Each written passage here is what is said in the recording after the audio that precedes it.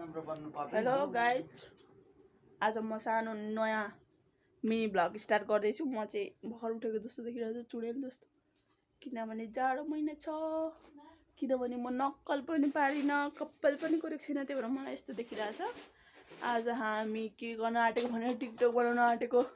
दुईजना नक्कलीहरूले यहाँ नक्कल पार्दैछ। म चाहिँ यतिकै छु, किनभने म पनि टिकटक बनाउने हो, तर पनि यतिकै छु। हेर नक्कल पारेको मैले पनि, कपाल हेर मेरो, देख्न सक्नुहुन्छ। उहाँ रोजी राई ओन्ली म हुन आँटेको छ।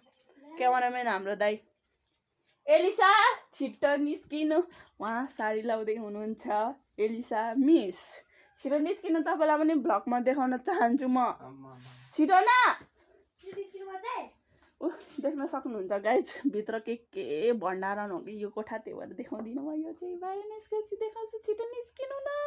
मेरो भ्लग लङ बनाउनु हुँदैन, किनभने स्पिच फुल छ। मेरो भ्लग बनाउनु हुँदैन। यहाँ देख्न सक्नुहुन्छ नक्कली हाम्रो रोजी बुवा भन्नु हुँदैन, पब्लिक गर्नु हुँदैन, पब्लिक। हाम्रो क्यामेराम्यान दाई, उहाँको आइफोन 13 प्रो म्याक्स छ, त्यही भएर उहाँको मोबाइलबाट हामीले टिकटक बनाउन आँटेको। सन्जेले चाहिँ बाहिरबाट हेर्दैछ है।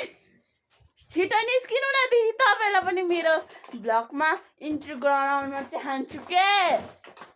छिटो न, कस्तो चुडेल जस्तो देखेको मलाई। छिटो न, अलिकति भए पनि देखा न, त पनि हो नि त टिकटकर। मलाई त नखिचाइ।